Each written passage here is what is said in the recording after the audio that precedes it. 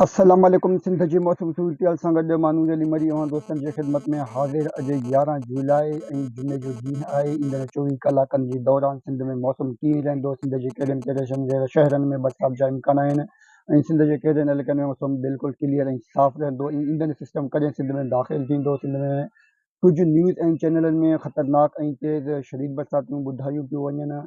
इन्हनि जी बाबति तव्हां दोस्तनि खे हिकु तफ़सीली मौसम रिपोर्ट असां पंहिंजे हिन पेज ते ॾींदासीं। वीडियो शुरू थियण खां पहिरीं असांजे हिन पेज खे फॉलो करियो ऐं वीडियो खे लाइक करियो। जी दोस्तों, अगरि ॻाल्हि कजे त ईंदड़ 24 कलाकनि जे दौरान उत्तर ओलह सिंध जे मुख़्तलिफ़ इलाइक़नि में गजगोड़ ऐं तेज़ हवाउनि सां बरसाति मुमकिन आहे। इम्कान ॾिसजनि पिया।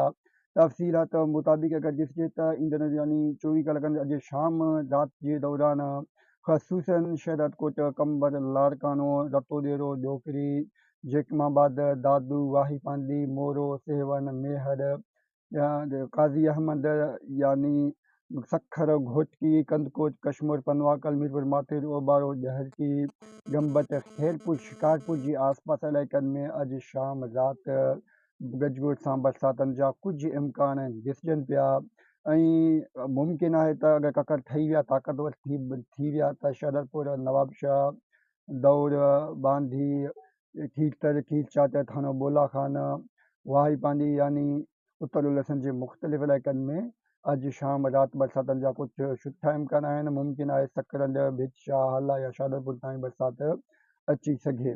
पर फ़िलहाल ख़ुसूसन उत्तर ओलह सिंध जे इलाइक़नि में, सिंध बलूचिस्तान जे बॉर्डर वारनि इलाइक़नि में उत्तर सिंध, घोटकी, सखर, चुंडको यानी घोटकी खां ओभर सिंध रेगिस्तानी इलाइक़नि में कुझु सुठा इम्कान ॾिसजनि पिया। ऐं ईंदड़ 24 कलाकनि जे दौरान अगरि ॾिसिजे त कराची, ठट्टा, बदीन, थरपारकर, सामूंडी ककरत सां हल्की ऐं झिमझिम बरसाति थी सघे थो। बाक़ी फ़िलहाल का ख़ासि इम्कान न आहिनि। मौसम साफ़ रहंदो।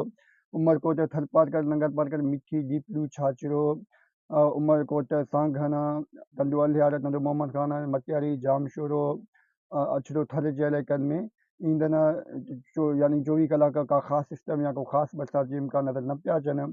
ऐं अगरि ॾिसिजे त ईंदड़ नओं सिस्टम जेको हवाले असां तव्हां दोस्तनि खे अपडेट ॾेई चुका आहियूं त 13-14 तारीख़ दाख़िल थींदो। 13-14 तारीख़ ओभर सिंध रेगिस्तानी इलाइक़नि में थरपारकर, अछड़ो थर या सखर, घोटकी जे आसपास इलाइक़नि में 14 तारीख़ सिस्टम दाख़िल थींदो।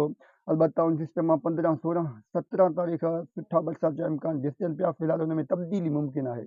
का ख़तरनाक या शदीद सिस्टम त न पियो ॾिसिजे। बाक़ी फ़िलहाल इन सिस्टम में बि काफ़ी तब्दीलियूं अचनि सघनि था। फ़िलहाल उहो कंफर्म नथा चई सघूं त उहो सिस्टम सिंध में ईंदो या ख़तरनाक आहे, पर एतिरो ख़तरनाक ऐं तेज़ सिस्टम बि न आहे। अलबत्ता उनजी वक़्तनि बवक़्तु असां पंहिंजे हिन पेज ते मौसम जी अपडेट ॾींदासीं। ऐं हवाऊं ईंदड़ 24 कलाक जे दौरान ॾखण सिंध, कराची, हैदराबाद, मीरपुर ख़ास, उमरकोट, थरपारकर, बदीन, टंडो अलियार, टंडो मोहम्मद खान यानी टंडो जाम, टंडो आदम, शादरपुर, सांघन, अछड़ो थर ताईं हल्कियूं करे नॉर्मल ॾखण जूं हवाऊं वक़्ते वक़्ते सां जारी रहंदा। उत्तर ओलह सिंध मौसम गरम रहंदो। हवाऊं नॉर्मल खां कुझु घटि हलंदी। वधीक सिंध जी मौसम जी पल पल जी अपडेट जे लाइ असांजे हिन पेज खे महकमा मौसमियात सिंध नूर अली मरी हिन पेज खे ज़रूरु फॉलो करियो ऐं वीडियो लाइक करियो ऐं पोस्ट शेयर करियो। शुक्रिया।